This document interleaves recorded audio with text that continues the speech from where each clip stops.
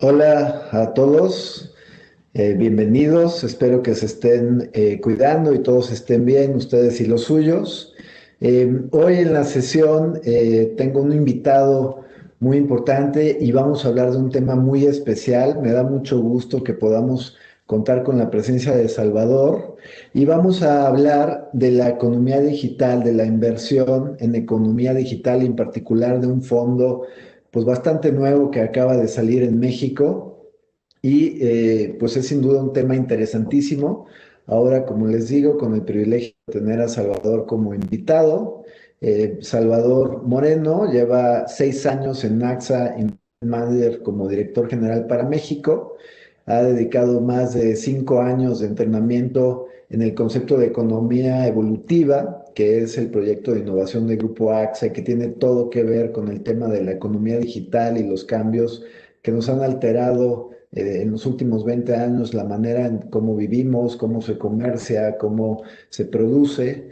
Y vamos a hablar de eso hoy, ¿no? Antes de trabajar en AXA, fue director de inversiones en Principal Afore, fue director general en ING Bank en México, fue Chief Economist para Latinoamérica en ING Group y fue director de análisis macroeconómico de la Secretaría de Hacienda y Crédito Público.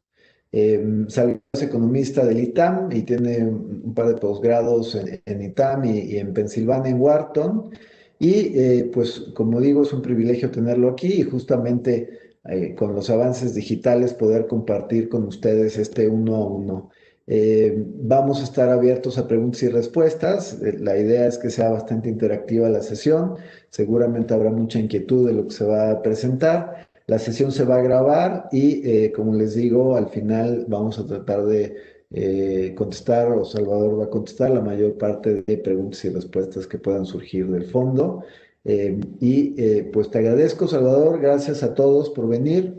Y bueno, yo quisiera abrir esta charla pues pidiéndote que nos expliques qué es la economía digital. Como decía, esto pues para todos es conocido que esta idea nos ha cambiado la vida, pero más a detalle quería ver contigo, pues qué significa la economía digital.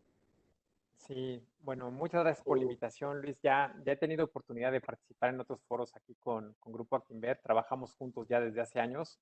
Ha sido una asociación, la verdad, bastante relevante en términos de innovación para el mercado mexicano. Como mencionas, el fondo es nuevo en México. Y sí decirte y sí decirle a la gente que nos acompaña hoy que hay pocos fondos que rivalicen con este en el mundo. Hay, en términos de competidores creíbles en la escala global, en un esfuerzo parecido al que nosotros tenemos. Nosotros identificamos dos o tres de entre 400 asset managers internacionales y aquí en México no hay ningún grupo local que esté ofreciendo algo similar a lo que ustedes trajeron a México en términos de innovación y de diferenciación para poder atacar esos temas de punta. Con respecto al tema de la economía digital, está inserto, como bien dijiste, en un programa que nosotros llamamos Economía Evolutiva, que llevamos desarrollando más de 20 años.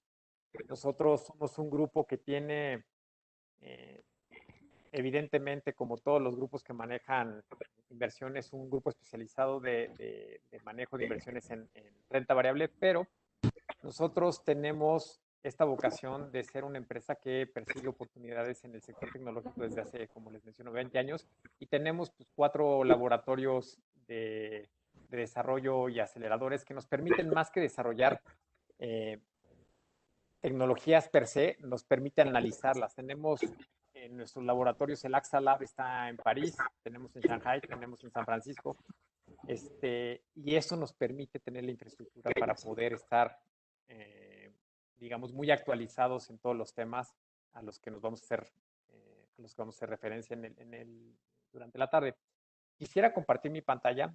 Quiero enseñarles tres diapositivas. Una que cuenta qué es la economía evolutiva y adentro de eso, para entrar de lleno al tema de economía digital, quisiera enseñarles qué es lo que nosotros hemos conceptualizado y por qué es tan importante. Entonces, miren, les comparto una presentación acá. Ahí la puedes ver ya, Luis. La vemos ya, sí. Listo, perfecto. Como mencionaste el concepto, primer concepto, y aquí no me detengo mucho, es, y yo creo que lo vamos a ver muy claro en México en los próximos años. México ha sido un país manufacturero tradicional, intensivo en mano de obra. Ustedes saben cómo están los retos en materia educativa, en materia médica. Eh, es un claro ejemplo de lo que es una economía forjada en los últimos 30 años bajo esquemas muy tradicionales, en plataformas de negocio muy tradicionales. Y ahorita vemos que México en particular tiene que cerrar la brecha con lo que está pasando en otros lugares, en otras partes del mundo.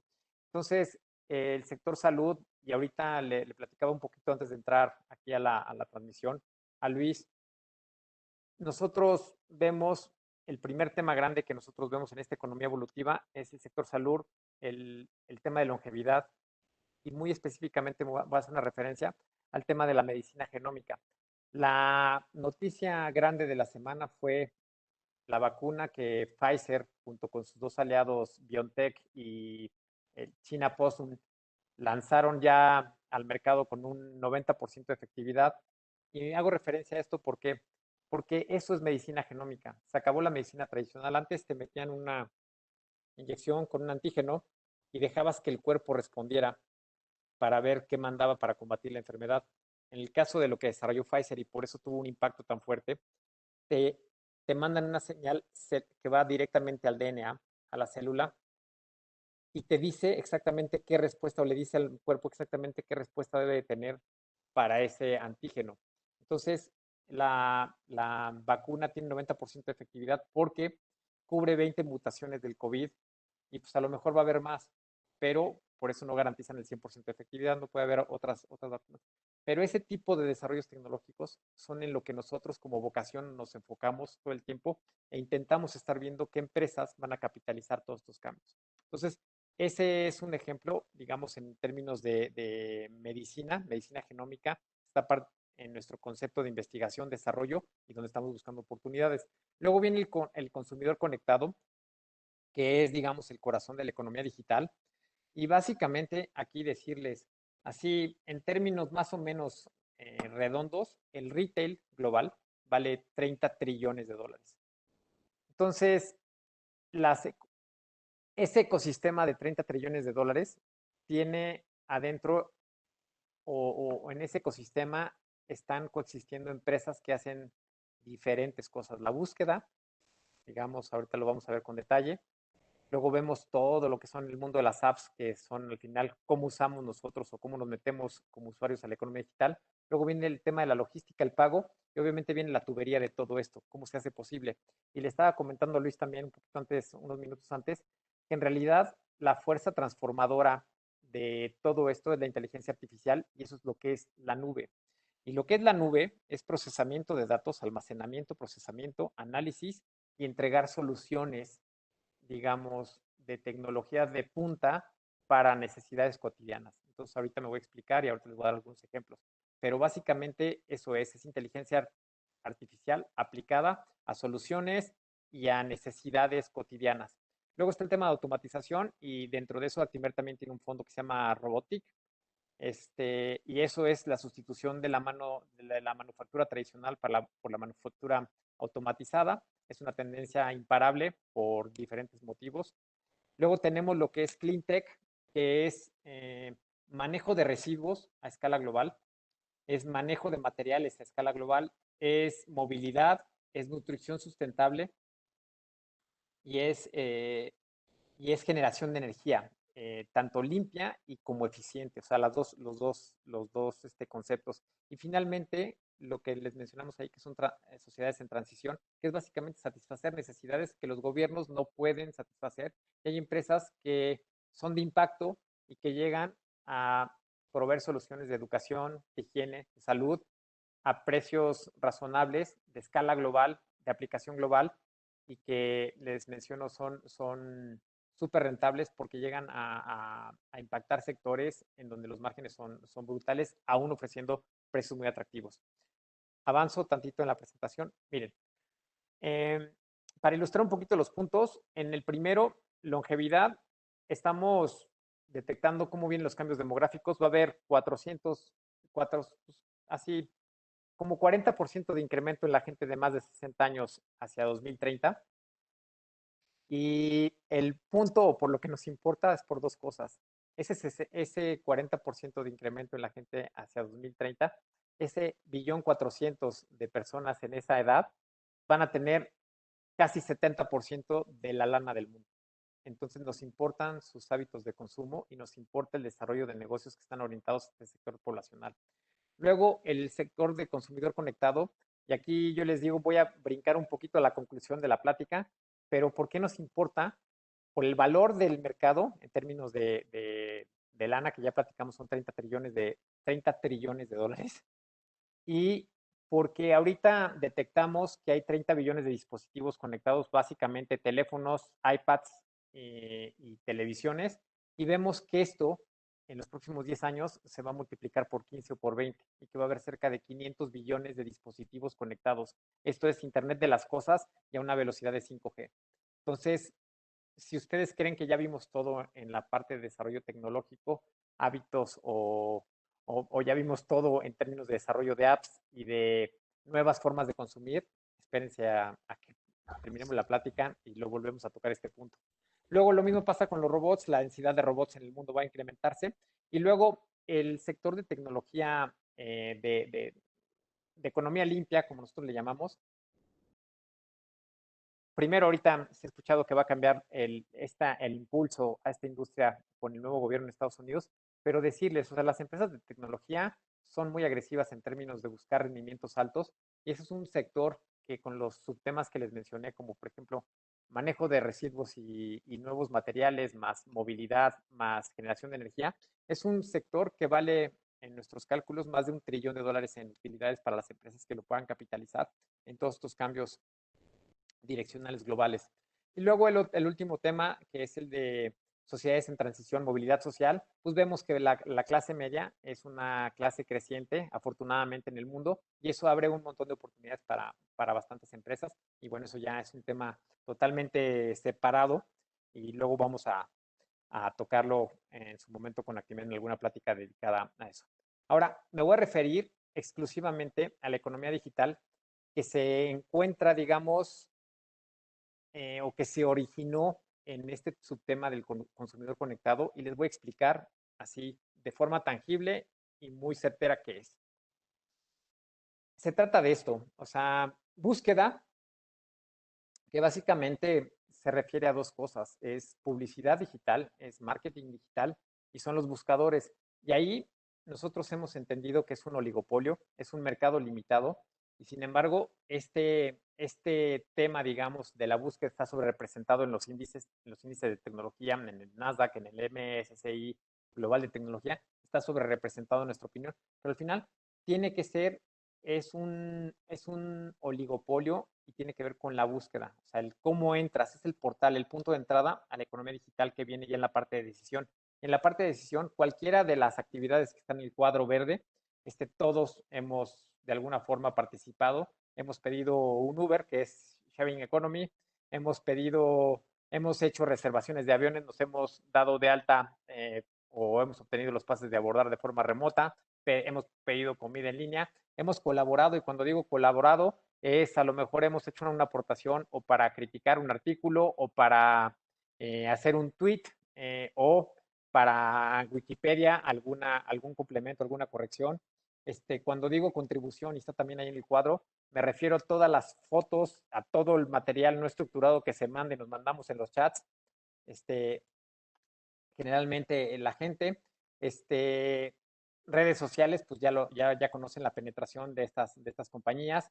Cuando digo monitoreo, este es un umbral interesante y, por ejemplo, va a tener mucho impacto en la rama médica. Yo creo que algo que nos surge como sociedad es abaratar los costos de diagnóstico, sobre todo en la parte médica, y creo que es uno de los umbrales que está siendo posible a través de diferentes dispositivos que nos van a permitir medir de forma cotidiana bioma, hacer una biometría hemática, ver o sacar un ultrasonido en casa, una resonancia magnética, etcétera. Es el umbral que se está ya, digamos, rompiendo ahí. Y para que tengan una idea de la importancia de esto, Ahorita estaba viendo aquí mi teléfono, un teléfono como el que tengo yo ahorita. Haber construido un teléfono con 128 megas como este, con cámaras, sensores, con esa capacidad de memoria, esa resolución, esa capacidad de almacenamiento, esto es un dato verificable, en el año 2000 este teléfono costaba por lo menos $50 millones manufacturarlo, que ahorita debe de costar, yo no creo que más de 1,000 o $2,000, $1,000 manufacturarlo, inclusive menos. Y eso mismo está, por ejemplo, ahí en el monitoreo y eso mismo nos va a permitir hacer saltos cuánticos en desarrollos en este caso, por ejemplo, en la industria médica. Luego tenemos el siguiente tema, que es el de pago y entrega. Es la logística atrás de todo el comercio digital, de toda la coordinación de servicios de entrega de productos, etcétera. Y les voy a dar ahí un ejemplo rápido. O sea, la capacidad de coordinación de, por decir algo, una empresa como pues, Amazon o como DHL o como UPS sube por, por segundo al satélite señales en todo el mundo de miles de repartidores que se convierten en algoritmos a optimizar de literal de casi 100 o 200 dígitos. Y eso lo hacen y regresan con una respuesta en segundos. Entonces, nosotros vemos solamente la solución simplificada, solamente nos preocupamos de que llegue nuestro producto, pero la logística, la complejidad, la forma en que estos desarrollos tecnológicos han permitido que todo eso fluya de forma casi imperceptible es lo que constituye este tema o hace atractivo este tema de la economía digital. También ahí tenemos, por ejemplo, la seguridad cibernética, que es un negocio y vemos la intensidad de intentos de fraude por parte de los hackers. Nosotros lo tenemos cuantificado en algo así como 500 o 600 billones de dólares al año, 600 billones de dólares al año. Entonces es un mercado súper grande y hay pocas empresas que tienen la capacidad de generar una red segura para prevenir esos ataques, para poder cubrir las compañías. Y esto es un estándar. Por ejemplo, hoy estaba en una plática sobre las nuevas reglas del Tratado de Libre Comercio México, Estados Unidos y Canadá. Y una de las reglas para las compañías que están o que son elegibles para participar en asuntos de comercio bilateral es tener protocolos bien establecidos de seguridad cibernética. Y ahí entra este tema, por ejemplo. Luego ahí tenemos también el tema de fintech, que el tema de fintech, así nada más se los pongo rápido. Todos hemos pensado que las industrias en las que estamos no se van a, digamos, son muy sólidas, muy grandes, muy fuertes, muy consolidadas. Pero ahí venía hasta hace un par de semanas una oferta pública de Ant Financial, que es el fintech más grande del mundo. Iban a colocar 10% de la compañía por 34 billones de dólares. Y eso es básicamente el valor de capitalización combinado de los dos bancos aquí en México, Santander y Bilbao, pero a escala global, ¿no? Entonces ya tenemos un fintech de ese tamaño, ya es una realidad y es ya una tendencia bastante consolidada para este nuevo tipo de empresas que hacen servicios de tecnología de pagos y préstamos en línea, digamos. Y luego abajo tenemos lo que son los implementos. Y ahí yo, siempre que platico de esto, yo creo que la forma más fácil de ilustrarlo es la receta secreta. Son compañías de alto componente intelectual y nosotros las denominamos como monopolios creativos, porque hacen algo que es difícil de replicar, y no lo hacen en porcentaje mejor que su competidor, lo hacen en múltiplo mejor que su competidor. Es decir, si alguien tenía un programa, un desarrollo para eficientar las apps, llega un competidor que lo hace 20 veces mejor, 10 veces más barato y con un algoritmo también X número de veces más eficiente. Y entonces, estas empresas, las que están abajo, los enablers que ahí le ponemos los implementos, son, digamos, el corazón de nuestra estrategia. Y ahorita les voy a explicar más o menos cómo están repartidos. Esos son datos semifijos, pero ahorita les explico cómo está y cómo nos ha pagado cada uno de esos sectores en el desarrollo de la estrategia. Entonces, hasta aquí, si quieres, hago una pausa, Luis, si quieres, para que tú Sí, más o menos me lleves a donde les gustaría escuchar. Sí, no, quería comentar esta lámina que en realidad me parece muy ilustrativa del concepto de economía digital.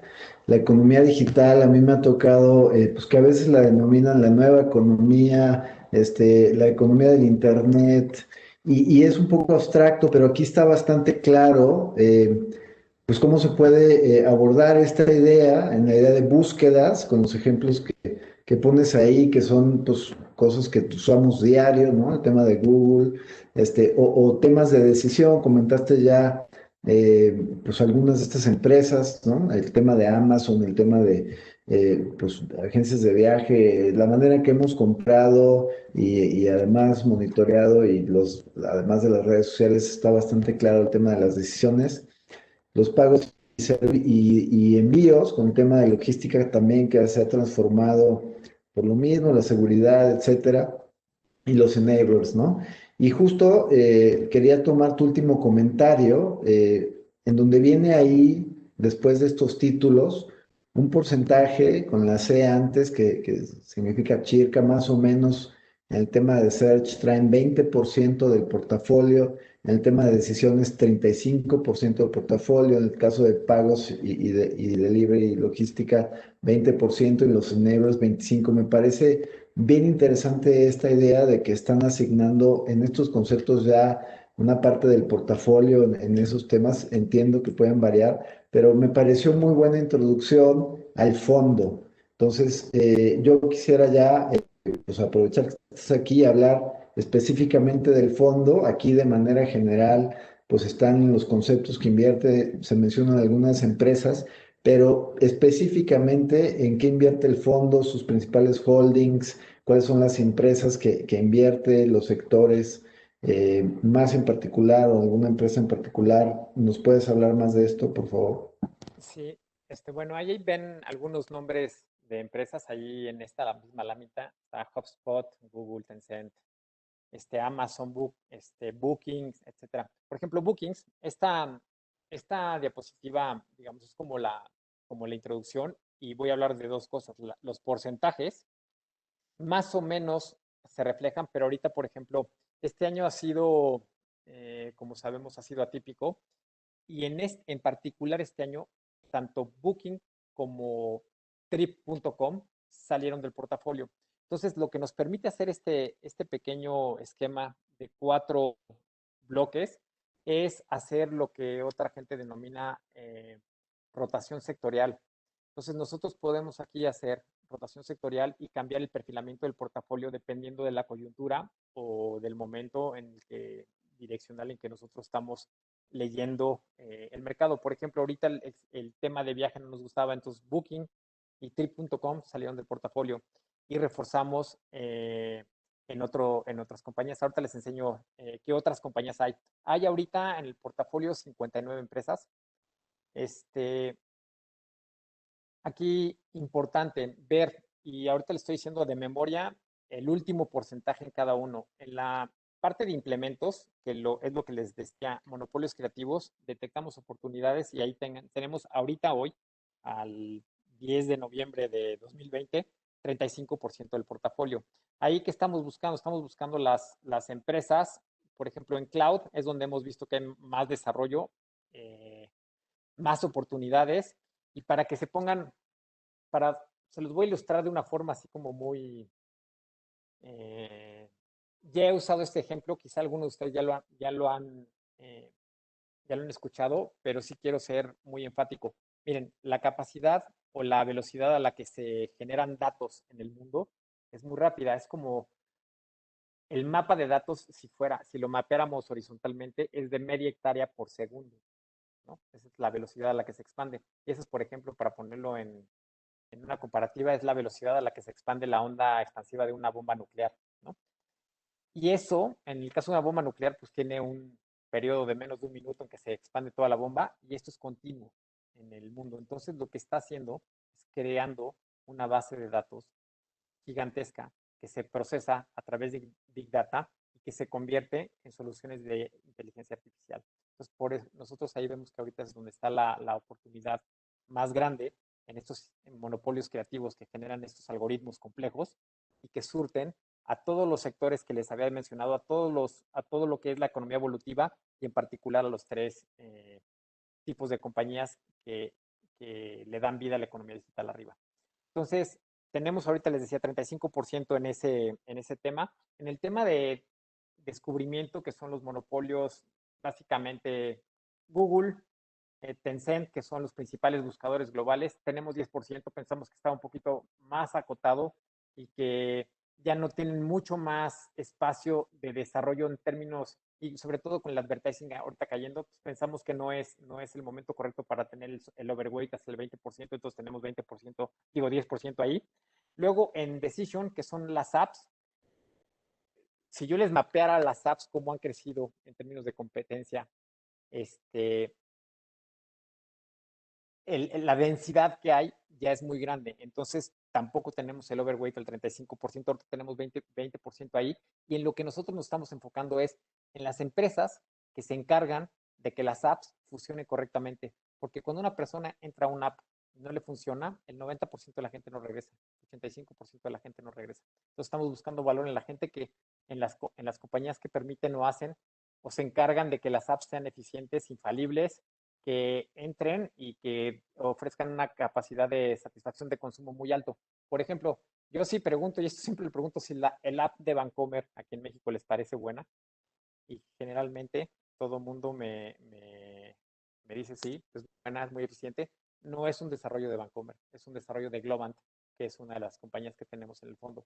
Y Globant le lleva la logística, por decir algo, a Puma, Adidas, a varias compañías, ¿no? Entonces, Globant, por ejemplo, también, ahorita los parques temáticos no están funcionando, pero es la empresa que le hace a Disney toda la logística de los parques, pues, para ver dónde hay promociones, dónde están las filas cortas, dónde puede haber un 2x1 si entras a la tienda de Mickey Mouse, etcétera. Y aunque parece un negocio que no es muy complejo, hay 500 millones de personas que van a los parques cada año o que iban a los parques cada año y Globant surte ese tipo de soluciones. Entonces le surte soluciones a los bancos, básicamente, y crea apps eficientes para los bancos. Entonces a nosotros ese es el tipo de negocios que nos interesa. Entonces, no sé si con esto cubro la respuesta que me pedía Luis o si quieres ver a más detalle alguna de Sí, nos las cosas. gustaría que nos enseñara los principales holdings, las empresas principales, y que habláramos de invertir en este fondo versus invertir en ETFs o invertir en el índice Nasdaq o hacer un portafolio con las FANG, ¿no? Facebook, Amazon, Netflix, Correcto. Google, o invertir de manera individual. ¿Cuál es la diferencia de este fondo con estas opciones? Ok, Isabis, primero para entender a dónde vamos y ahorita les voy a decir los nombres de las empresas donde estamos invirtiendo. Les puedo pasar las 10 principales, como dice Luis, les puedo pasar las que han sido más rentables en el año también, para que también en la comparación esta que me comentas Luis con las FANGs, que veamos que hay empresas que son menos ruidosas, que tienen una historia de crecimiento muy atractivo y que son lo que nosotros detectamos como empresas más difíciles de detectar en el ecosistema digital, menos mediáticas, pero que tienen mucho valor y las tenemos identificadas. Entonces, el primer punto es hacia dónde va a crecer. Nada más unos números de sensibilización. Aproximadamente, le voy a poner 15, no 11, 15% de las transacciones de retail o de comercio minorista en el mundo están hechos a través de comercio electrónico. Yo les prometo que esto no va a parar en 15% de las transacciones globales, va a seguir creciendo. Por país, la penetración, estos son datos que teníamos monitoreados al final de 2019. Con la pandemia hicimos un estudio, ahorita les enseño a dónde nos lleva, pero vean, salvo China, que lleva una participación como el 34%, pensamos que en el resto del mundo industrializado y oportunidades. En Europa, particularmente, la penetración del comercio digital es alrededor del 10%, mismo caso que México, y pensamos también, les prometo, que en todos estos países eso no se va a quedar así. Y esto nos han preguntado mucho, cómo veíamos en este mundo post-COVID, qué iba a pasar con este fondo, porque nos han preguntado mucho, bueno, qué proyecciones tienen. Cuando yo veo gráficas del PIB de diferentes estudios, OSD, Fondo Monetario, bancos, diferentes think tanks, generalmente me encuentro que lo que hay en línea punteada son las trayectorias revisadas de crecimiento bajo post pandemia. En el caso de la economía digital, lo que pueden ver es la línea sólida, que es la nueva estimación que tenemos de a qué velocidad va a crecer la economía, la penetración del comercio digital. Entonces, a diferencia de lo que está pasando con el pie global o el pastel global en términos de oportunidades, que es el PIB global, la economía digital ha probado ser un sector, un segmento que se catapultó en términos de aceleración de adopción de la solución digital y pensamos que va a crecer más rápido. Entonces, ahí estamos y eso es contexto para decirles luego en qué invertimos, en qué región invertimos y qué tipo de empresas tiene nuestro fondo. Este es más de lo mismo, es tendencia creciente en términos de comercio digital. Y ahorita les voy a platicar en qué invierte el fondo. Eh, Algo importante eh, y que lo hace difícil de replicar el fondo es la estructura de la gente que lo está analizando. Hay 48 personas en el equipo de análisis directamente por Portfolio Managers y hay cerca de 60 personas viendo directamente este proyecto y son gente que tiene un expertise menos financiero y más STEM, científico, técnico, ingenieril, matemático. Y nos apoyamos en outsourcing con Caltech, con el MIT y con las empresas que nos dan servicios en Shanghai, que nos dan servicios en Silicon Valley, que nos dan servicios en los aceleradores en Francia. Y con ellos intentamos, o lo que logramos más bien, es integrar un grupo con perfil tecnológico que evalúa la sustentabilidad de las plataformas digitales en las cuales estamos interesados. Entonces hay un grupo que dice, ok, esto es Legacy Technology, esto es tecnología que fracasó en diferentes países por esto y por esto. Es un grupo que tiene muchos años viendo nuevas propuestas, muchos años viendo compañías de diferente capitalización, modelos de negocio, plataformas tecnológicas y simplemente nos ayuda a decir esto no es sostenible, esto va a tener un crecimiento acelerado en los próximos años y también nos dice hacia dónde va la economía digital. Y ahora sí, vamos a platicar un poquito de las empresas que tenemos en el fondo. Les voy a dar, primero un dato. Estos son los 15 holdings más importantes del fondo y les voy a dar algunas distinciones específicas con la constitución de otros fondos y con la constitución de los principales índices en términos de diversificación con respecto a las FANGs. Las FANGs son empresas megacaps, o sea, lo que se denomina megacap, que son empresas con valores de capitalización de más de 100 billones de dólares. Y lo que hemos visto es que hay una concentración muy fuerte tanto en el Nasdaq, si no me equivoco, los principales 10 empresas del Nasdaq 100 representan 48% del índice y el del índice MSCI Global de tecnología, las 10 principales empresas, que son básicamente las FANGs, representan 56% del índice. Nosotros, en nuestras 10 primeras empresas, representan menos de 10%, digo, menos de 30% de nuestro índice, 29%.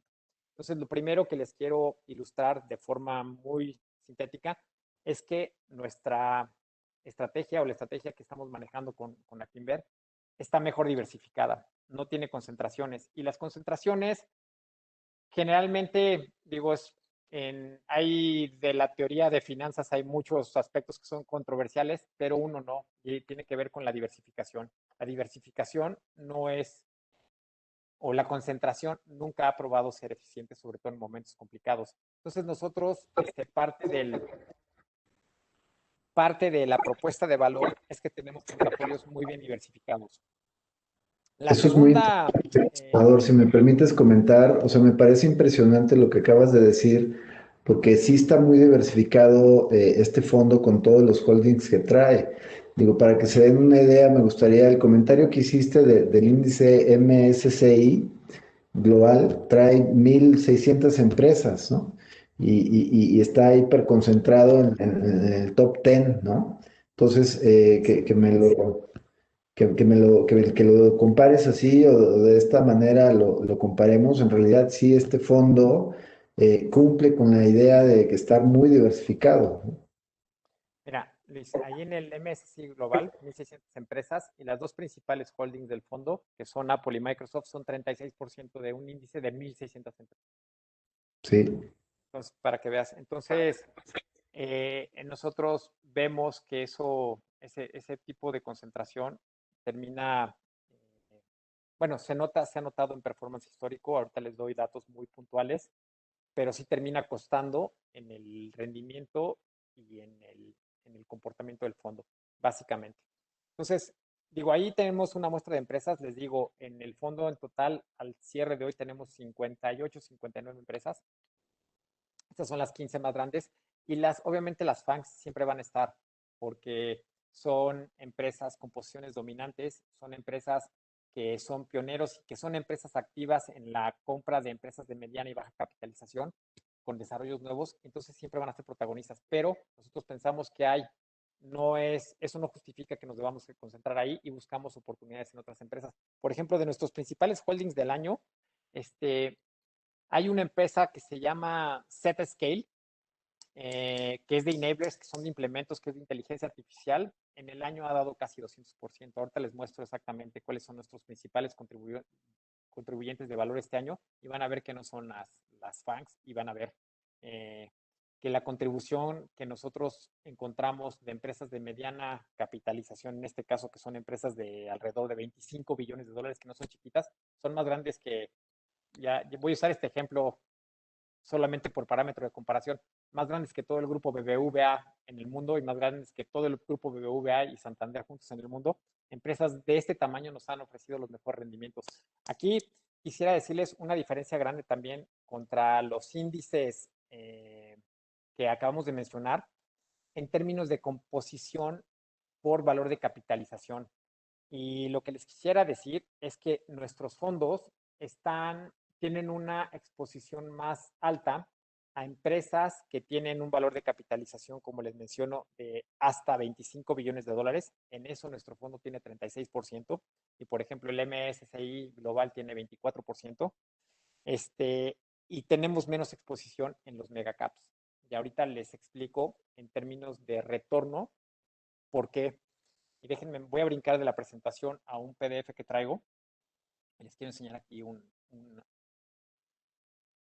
miren, esto es, por ejemplo, la exposición que ha tenido nuestro fondo a los FANGs históricamente y nunca ha pasado del 14%, para que lo comparen con lo que tienen cualquier otra opción y un ETF, básicamente, ¿no? Que son concentraciones de entre 35 y 40%. Luego, la otra cosa que les quisiera platicar es esto. Eh, Desde que el fondo salió en el mercado, que fue en diciembre de 2017, el rendimiento del fondo ha sido casi el 100%, 97%, ha sido muy parejo en términos de rendimiento anual. En 2018 fue un mal año, pero aún así pagó positivo. Y lo que les quisiera enseñar en esta gráfica que tengo aquí, el 50% del rendimiento lo han dado las empresas que les menciono que son de más baja capitalización o hasta 25 billones de dólares. Y ahí, ¿qué pasa? Son empresas que muchas veces nacen con una buena idea y terminan siendo adquiridas o las termina absorbiendo una de las empresas grandes. Apple termina haciendo compras de empresas que le ofrecen, pues no sé, implementos como para monitorear y para seguir en su proyecto de convertirse en una empresa aparte de telefonía y de entretenimiento, en una empresa de salud. Entonces, todas estas empresas que nacen con una buena idea, que son tecnologías probadas, consolidadas, de alto crecimiento, terminan siendo adquiridas por las grandes. Entonces, algo que nuestro fondo captura muy bien, toda esa dinámica de fusiones y adquisiciones de las empresas grandes hacia las empresas de mediana capitalización, las capturamos muy bien y sigue siendo parte de nuestra filosofía. Estar buscando esas empresas cuando se consolidan, cuando se hacen públicas, incluirlas en el fondo y ver quién viene atrás de ellas. Entonces, 50% del rendimiento viene ahí. No sé si esto ya se les Oye, hayan platicado de otra forma, Luis. oye, no, gracias, Salvador, es que hay mucha información muy interesante. Esto que estás presentando aquí me gustaría analizarlo un poco más si te regresas. Esto Sí, estás hablando del fondo y de su performance. Es sí, muy nuevo aquí en México, lo acabamos de traer el mes de septiembre, este, pero el fondo ya tiene desde el 2000. creo, ¿no? 2017, perdón. Sí, haz de cuenta que el proyecto tenemos un fondo de alta tecnología que lleva 21 años, fuimos pioneros en alta tecnología, empezamos antes de la burbuja del Nasdaq y el fondo tiene un rendimiento histórico, luego esa gráfica te la comparto luego para que la distribuyas libremente, tiene un outperformance grande. Entonces desde ahí nosotros lo empezamos a analizar. Lo primero que lanzamos fue la estrategia de robótica porque en Japón nos pidieron como mandato eh, buscar y evaluar empresas que se encargaran de la automatización de Asia, digamos. Entonces empezamos a buscar cómo era esa solución y cómo se veía monetizable e invertible y buscamos y desarrollamos el fondo de robótica. Este fondo salió, fíjense, el China Investment Corporation nos pidió o nos pedía o quería, más bien lo que pasaba en términos de cómo funcionaban, era mandaban a una delegación de inversionistas o de expertos en inversión, analistas, los mandaban a Silicon Valley y querían comprar todas las empresas que veían, todas. Todas las ideas se les hacían buenas, pero no tenían capacidad de filtrar y pues muchas les fallaban, ¿no? Entonces, de ahí salió la iniciativa de, con los recursos tecnológicos y la expertise del equipo, poder hacer este filtro en favor de los inversionistas. En lugar de irse a buscar unicornios y startups, lo que estamos intentando hacer nosotros es buscarlos en favor de la gente que entre a este fondo. Entonces, les ahorramos la vuelta a Silicon Valley y les ahorramos la curva de aprendizaje en costo y tecnológico de valor a las empresas, básicamente. Bien, ¿nos puedes hablar del rendimiento acumulado, el performance desde el Inception? Ahí no sé si esa es la cifra actualizada. Sí, esta Este, cifra es correcta. Por muy desactualizada que esté, debe tener al cierre de octubre. Obviamente tuvimos antes de la elección un poquito de turbulencia y hemos tenido volatilidad y este mes no ha sido particularmente bueno para la bolsa en general, en el sector digital, porque ahora está con este tema de la recuperación nube, pues ha habido algo de turbulencia, pero sí, básicamente el fondo ha retornado de forma sistemática 30% por año, Luis, sin tanta volatilidad. Ese es el track record. Ahí está Year to Date 2020, traes el Sí, 2019 y Since Inception. Y Since Inception significa fines del 2017, sí, ¿correcto? es correcto. Entonces, Sí, es correcto. en otras palabras, alguien que si hubiera invertido en este fondo desde su creación, traería 97% de rendimiento. Este es un rendimiento ya neto. Sí, es ya en rendimiento neto. Bien. No, muy Mira, bien. otra cosa que les quería enseñar, no quería que se me escapara, fíjate, estos son los principales, esto es 2020, la historia de este año, muy reciente, y quién le ha dado valor al fondo y por qué le vamos ganando al Nasdaq y por qué le vamos ganando al MSCI y por qué le vamos ganando a los ETFs. Pues de estas empresas que ven aquí, Amazon y PayPal yo te diría que son las conocidas y, o sea, son empresas que ya están como muy visibles, pero las otras empresas que están ahí, Five9, Zscaler y Twilio, no son tan obvias y hacen un montón de cosas. En el caso de Twilio, yo creo que todos lo usamos cotidianamente, por lo menos una vez a la semana, y luego no sabemos qué es. Twilio a lo que se dedica es hacer la logística de Uber, por ejemplo. Tu chofer está a 5 minutos, te conectamos con un socioconductor, dónde te vamos a recoger, cuánto va a durar tu viaje. Mucha gente piensa que es tecnología de Uber, no, la plataforma es Twilio. Y Twilio es, por ejemplo, la plataforma que le da vida a Airbnb, por ejemplo, para las reservaciones, etcétera. Entonces, Twilio es una empresa que nosotros, como nosotros decimos, es Shadow Company, porque se beneficia de lo que hacen empresas que son más públicas, más listadas, más utilizadas, pero el que hace la tubería es Twilio. Entonces, Twilio este año pues, ha pagado 150%, ¿no? Y así, ese tipo de oportunidades son las que estamos buscando. Y, por ejemplo, Zscaler pues, se dedica a seguridad cibernética. Como les platiqué, hay pocas empresas que están cumpliendo los estándares aplicables en los protocolos de comercio internacional en los tratados de Europa con Estados Unidos se hace con Europa y en el NAFTA. Entonces hay pocas compañías que son comparables en términos de los umbrales de protección que ofrece Zscaler. Entonces es casi un monopolio en términos de seguridad cibernética y pues ha rendido 200% de las empresas que ha crecido más en este año. Ya la tenemos en el fondo. Entonces, esto nada más lo hago para ilustrar que fuera de las FANGs hay buenas oportunidades y hay empresas que no están tan vistas aquí en México, digamos, ¿no? Básicamente. Sí, también una empresa, pues un poco más chica, es más factible que crezca, pues más fuerte, un porcentaje más representativo sobre un porcentaje de una empresa, pues ya mega, ¿no? Como decías, con una capitalización de más de 100 billones de dólares. Sí, y Muy eso, bien. sí, eso complementar nada más que estas empresas todavía, cuando hablas o sea, cuando la gente divide entre valor y crecimiento, estas empresas en términos de crecimiento siguen teniendo tasas de crecimiento en sus negocios, en sus utilidades, en sus expansiones de eh, 50%, 40%, etcétera. No están creciendo al ritmo que crece el PIB, que es un problema grande global. El PIB está en el mundo creciendo al 2%, al 1%, y estas empresas están creciendo 10 o 15 o 20 veces más rápido. Y es porque están en el nicho correcto y con el modelo de negocios correcto. Muy bien. Eh, este fondo me han preguntado ya un par de veces cómo se llama. Se llama Digital. La clave de pizarra del fondo se llama Digital.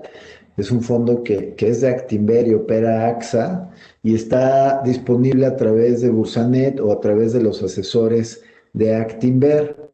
No tiene un mínimo de monto de entrada, lo pueden comprar con lo que sea y tiene el 1% de comisión a la entrada.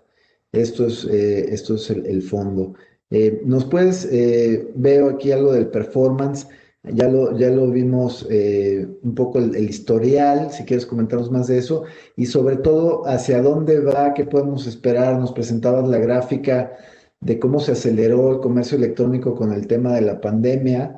Veía como hubo un brinco en eso. Yo creo que también eso ha cambiado los hábitos de las personas y se va a quedar pues arriba de la línea punteada esa. ¿Qué se espera de este fondo? ¿Quién lo debería de comprar? Entiendo que es un fondo de largo plazo, siendo un fondo, pues tiene sus ventajas en términos de un ETF que a lo mejor tiene menos bursatilidad, no hay un spread en la compra y la venta, está abierto básicamente para todos. Entonces, si nos puedes comentar un poco más cuál es la perspectiva y quién debe encontrar este fondo interesante para su portafolio. Sí, con Saludos. gusto. Mira, voy a dar rapidísimo una revisada a esta tabla porque ahí contesta muchas de las preguntas que luego nos hacen y que pueden surgirle a la gente que nos está viendo de cuál es la diferencia de invertir en esto contra agarrar un ETF del Nasdaq directo o del otro índice. El primero es performance. El performance es competitivo contra las otras alternativas que están ahí señaladas. Y también lo que quería enfatizar una vez más es la composición del índice y particularmente la exposición que tenemos en los FANGs. Nosotros tenemos el 12% contra el 31% que tiene el Nasdaq en particular. Y en el MSCI, como platiqué, dos empresas, Microsoft y Apple, tienen 35% y solamente Apple tiene el 20%. Entonces, les recomendamos, antes de comprar un ETF, ver este tema de concentración, porque a la hora de que te concentras, estás dejando ir oportunidades grandes como las que les mencioné ahorita con Zscaler o con Twilio, que son empresas que te crecen 3 dígitos, ¿no? Y que no, ni siquiera las estás viendo. Entonces, creo que pensamos que está más capturada y ese es el objetivo de la gestión activa, ¿no? Que poder capturar estas oportunidades vis a vis lo que es la composición core de los índices que generalmente se monitorean. Ese es uno. Dos, ¿quién debe de invertir?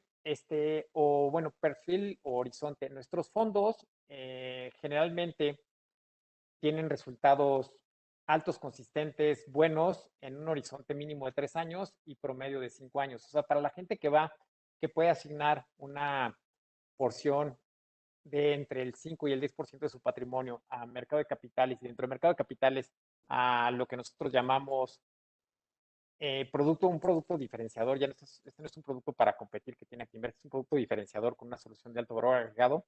Yo le recomiendo entre 5 y 10% de su asignación a hacerla en este tipo de instrumento.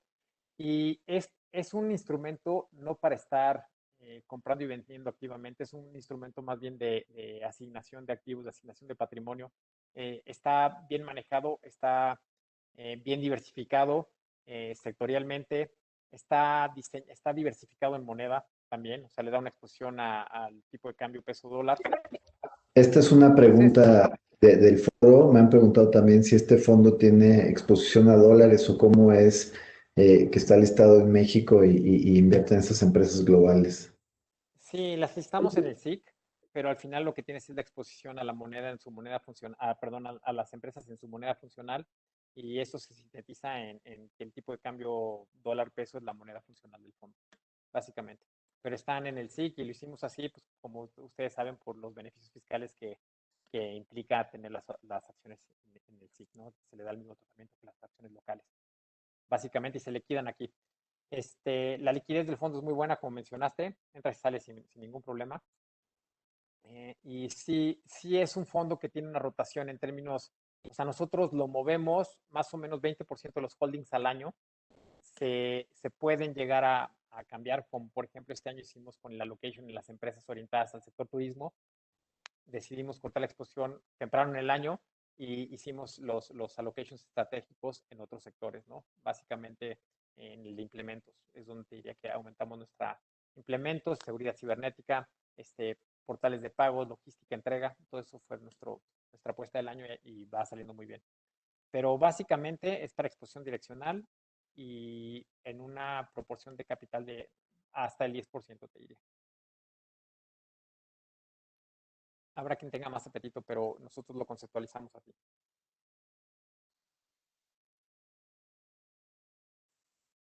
¿Qué? Estás en mute, Luis. Sí, Ah, hay varias preguntas. Estaba leyendo el foro. Me preguntan, pues, ¿qué se espera en términos de performance este año, post pandemia? ¿Cómo se ve este retorno? Mencionabas que trae arriba del 30% en el historial. ¿Cuál es la expectativa con este escenario que estamos viviendo? mira, ahí es un poquito, no, no, el entorno para la inversión en mercado de capital, si lo ves desde el punto de vista dogmático, tradicional, de qué debería de ser y en qué percentil están operando los índices, pues te va a decir la gente, no, pues está en, en un momento históricamente alto, etcétera.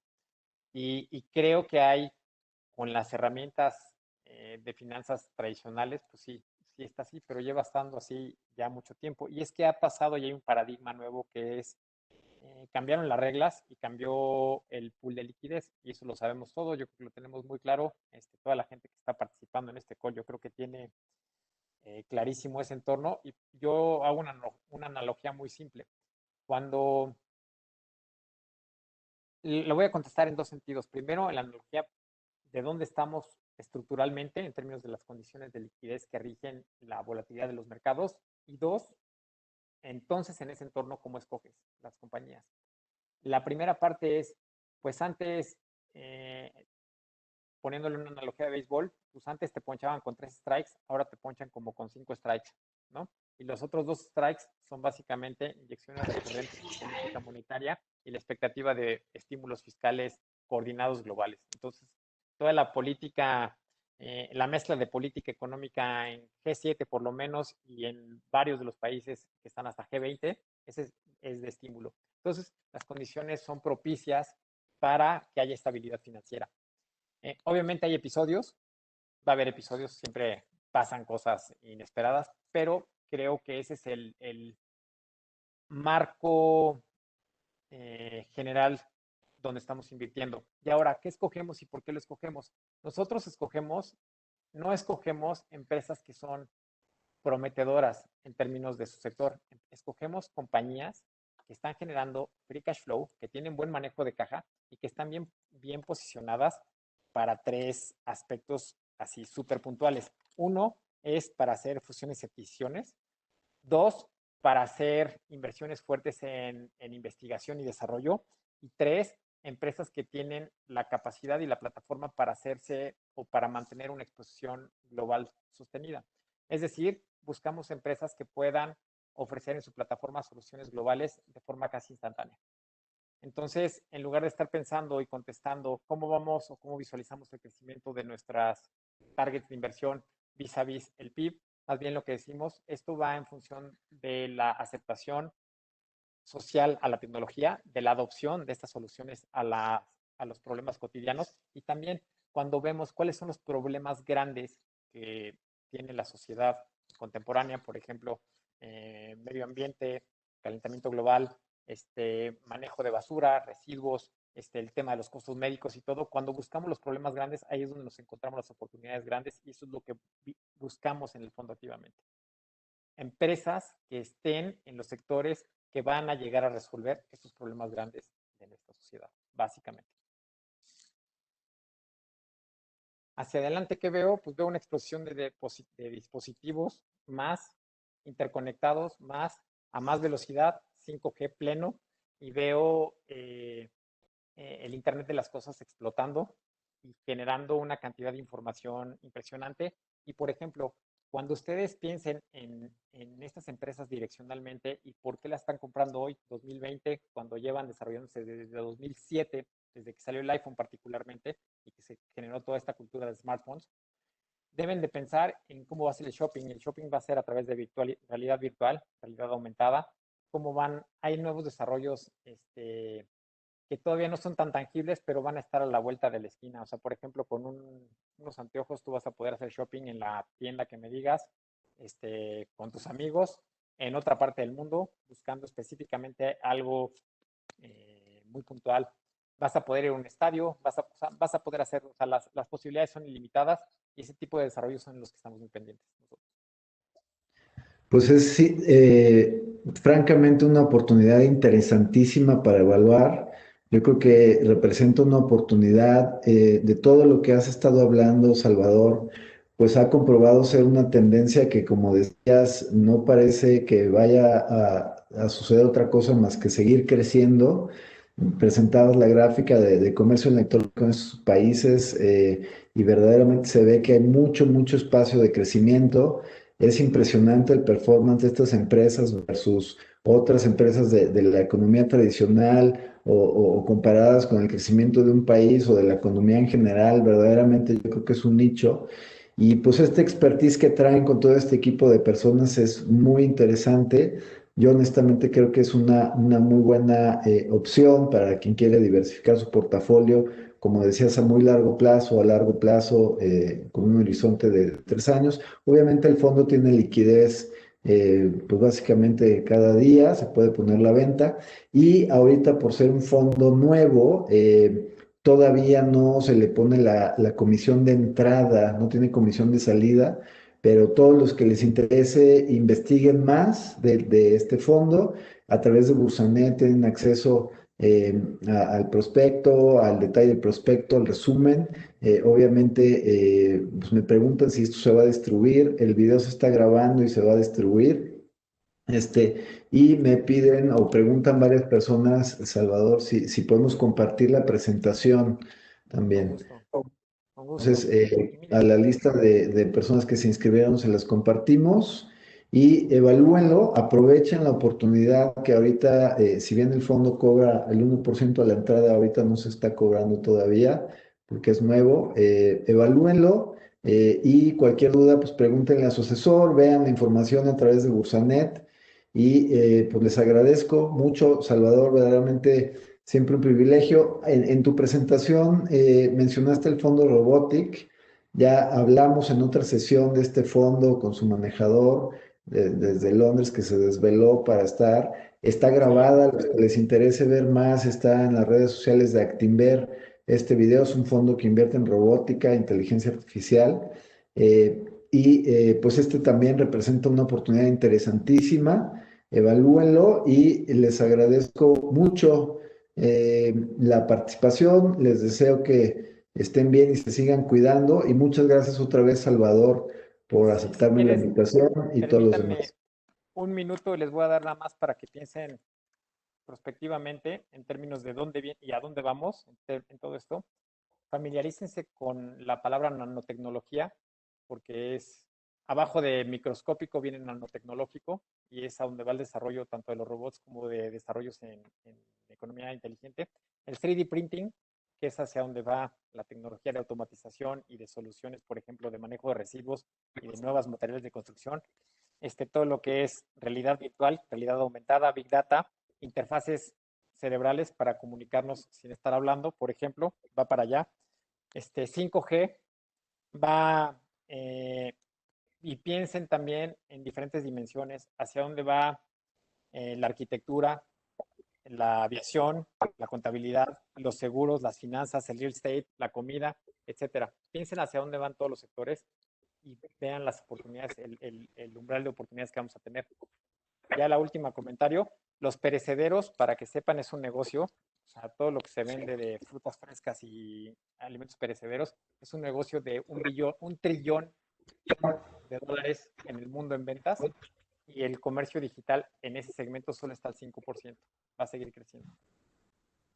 Sin duda te vamos a invitar otra vez, Salvador, porque son temas que verdaderamente literal están cambiando el mundo y es muy interesante encontrar estas tendencias desde ahorita y aprovecharlas como inversionista.